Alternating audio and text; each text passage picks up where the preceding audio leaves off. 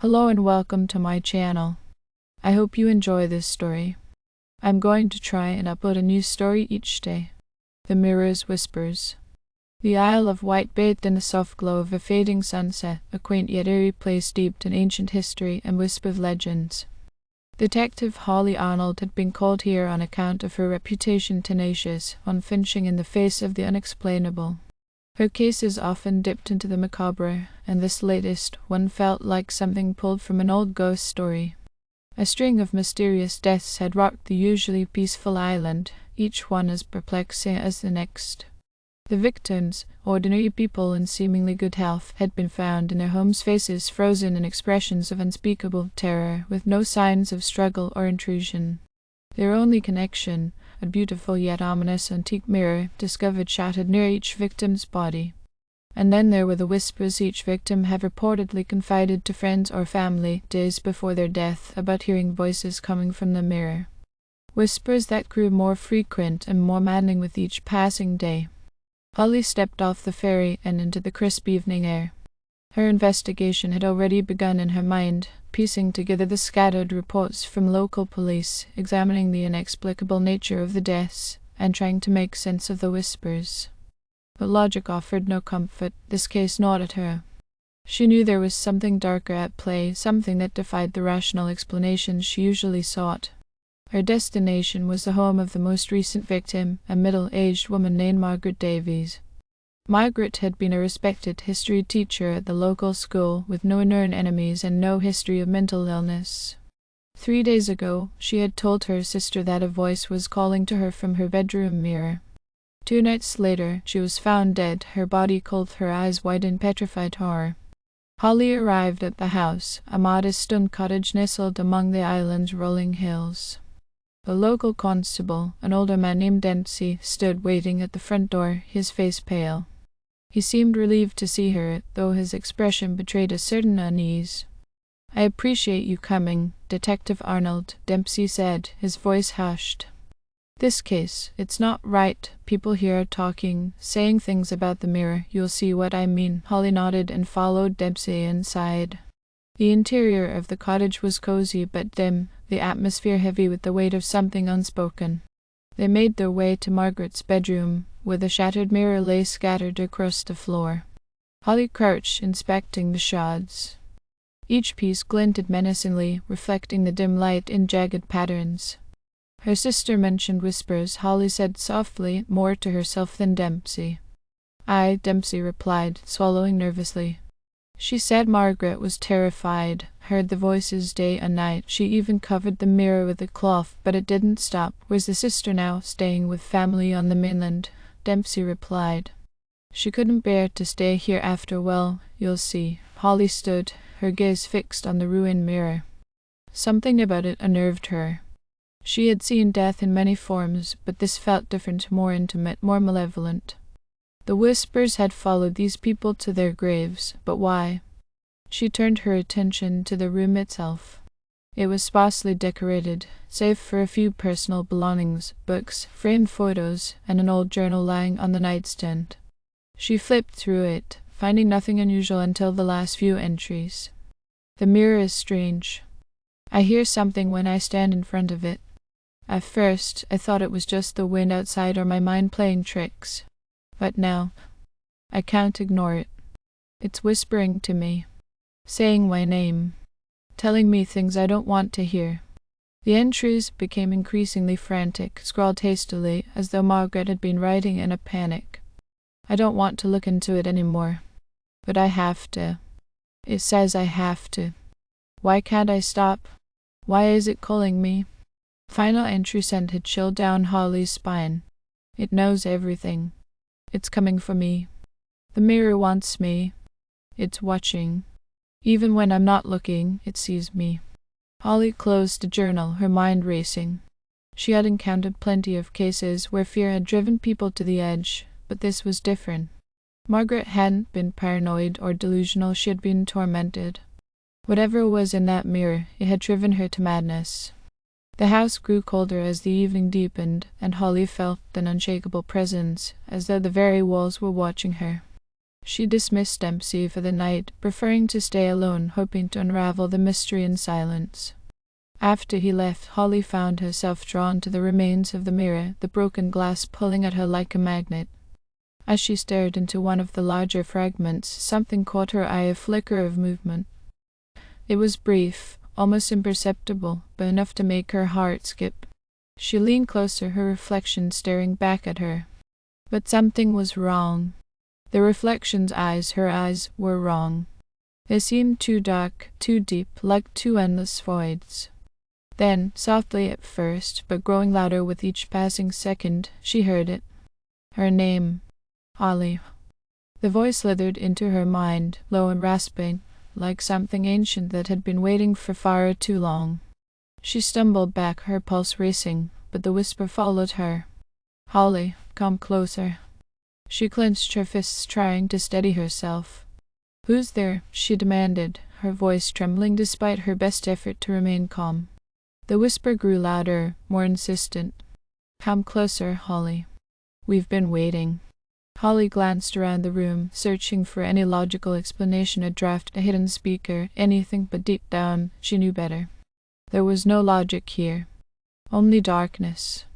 She had read too many reports of victims who had heard the same voice, and now it was calling to her. The temperature in the room plummeted, and the air thickened, making it hard to breathe. Shadows danced along the walls, twisting and stretching, as though something unseen was lurking just beyond the edge of perception. She tried to move, but her legs felt leaden, rooted to this spot.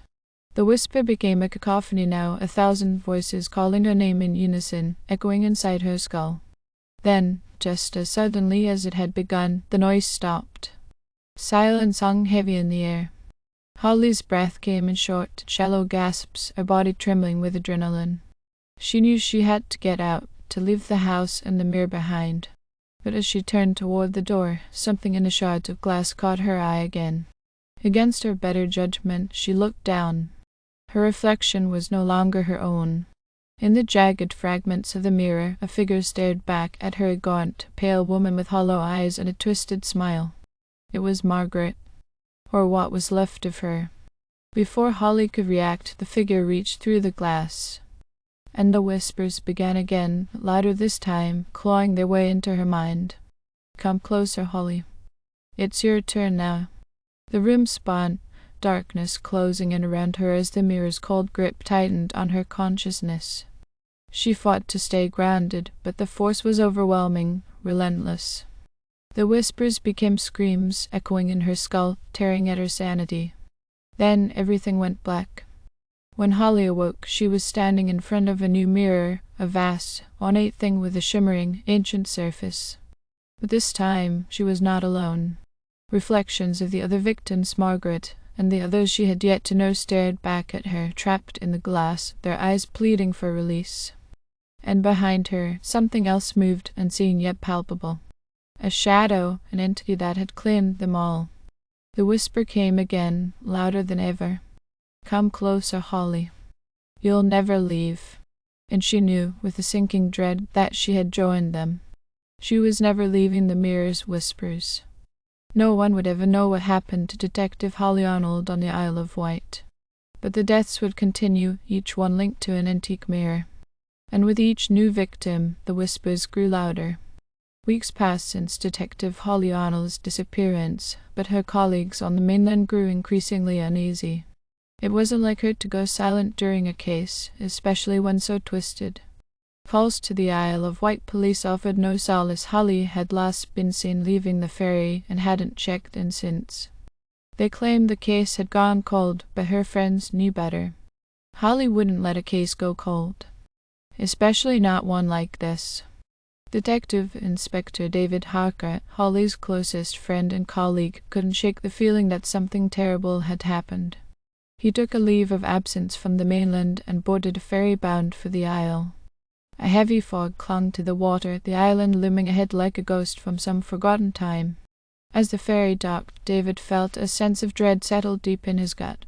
The first place he went was the last place anyone had seen her, Margaret Davy's cottage. The stone house stood eerily silent at the end of a long, winding road. Overgrown ivy crept along the walls, and the windows were dark, as though the house itself was holding its breath. David knocked, but there was no answer. The door creaked open at his touch, and he stepped inside, the stale air hanging thick in the dim light. Something was wrong. His skin prickled as he moved through the house, each step echoing in the suffocating quiet. Margaret's bedroom was exactly as it had been left, the shattered mirror still scattered on the floor untouched. The police hadn't even bothered to clean up, but something caught his eye, a small fragment of the mirror that hadn't been there before. It was propped against the nightstand, as if placed deliberately. His heart quickened as he bent down to pick it up.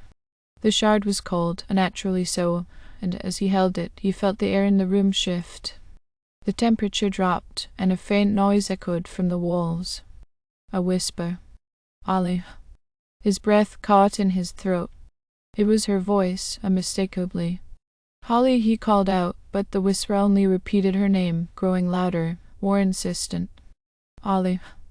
Suddenly, a flash of movement reflected in the shard. He looked closer, and his heart nearly stopped. There, in the jagged piece of glass, he saw Holly. Her face was pale, her eyes wide with fear, and her lips moved as if she were trying to speak, but no sound came out. He stumbled back, dropping the shard, his mind racing. What had he just seen? Was it a hallucination? Or was Holly trapped somehow, her soul bound to the mirror? The room grew colder still, and the whispering voices multiplied, swirling around him in a maddening chorus. The air seemed to press down on him, suffocating, as though something unseen was wrapping its icy fingers around his throat. "Holly, you'll never leave." David spun around, searching for the source of the voices, but there was nothing.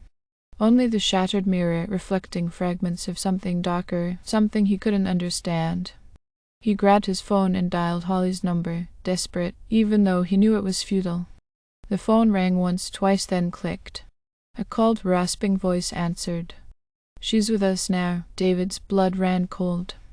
"Who is this? Where is she?" "She belongs to the mirror," the voice replied, each word a venomous whisper. "And so will you." A sharp pain shot through his head, as if something had clawed its way into his mind. He dropped the phone, clutching his temples as the whispers grew louder, hammering against his skull. Holly's name, over and over, mixed with the voices of the other victims. "You'll never leave. You'll never leave." His vision blurred, and for a moment the world around him flickered. He wasn't in Margaret's bedroom anymore. He was standing in a dark, endless hall lined with mirrors that stretched on forever. Each one reflected not just his image, but the faces of the others, the victims, their expressions frozen in terror. And there, among them, was Holly.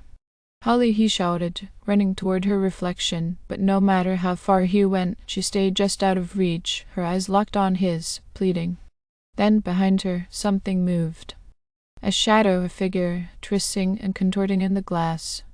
It was the thing from the mirror, the entity that had claimed them all. Its gaunt face grinned, a grotesque parody of a smile, as its long, spindly fingers reached toward Holly. "Thou!" David yelled, slamming his fists against the mirror, but it was too late. The figure pulled Holly into the darkness, and she disappeared. The hall of mirrors shattered around him, the sound of glass breaking echoing like thunder in his mind. He was back in Margaret's bedroom, drenched in sweat, his heart pounding in his chest. The mirror on the floor lay in pieces, as though mocking him. But one thing was clear, Holly was gone. She wasn't just missing, she had been taken by the mirror, just like the others. David's hands trembled as he picked up the shard again, his reflection staring back at him with hollow eyes. The whispers returned, quieter now but ever present, like the rustling of dead leaves in the wind. "Come closer, David." He dropped the shard, unable to bear the weight of the voices anymore. He had to leave. He had to escape this cursed place before it claimed him too. But as he turned to leave, something stopped him. The front door, the one he had left ajar, slammed shut on its own. The locks clicked into place, trapping him inside. And the whispers grew louder. "Come closer, David. It's your turn now." He knew then that there was no escaping the mirror. It had claimed Holly, and now it had its sights set on him. With one last glance at the broken glass, he understood that his only way out was through the mirror's whispers. and they would never stop calling his name. As the Isle of Wight moved on, unaware of the horrors happening behind closed doors, the deaths continued. Another detective vanished, and then another. The whisper spread, carried on the wind to anyone who dared to stand before the ancient mirror. And somewhere, deep within the glass, the souls of the lost waited, waiting for the next to join them. Thank you for listening. I hope you enjoyed this story. Please don't forget to like, and even better, like and subscribe. Thank you very much, and I hope you have had or have a great day.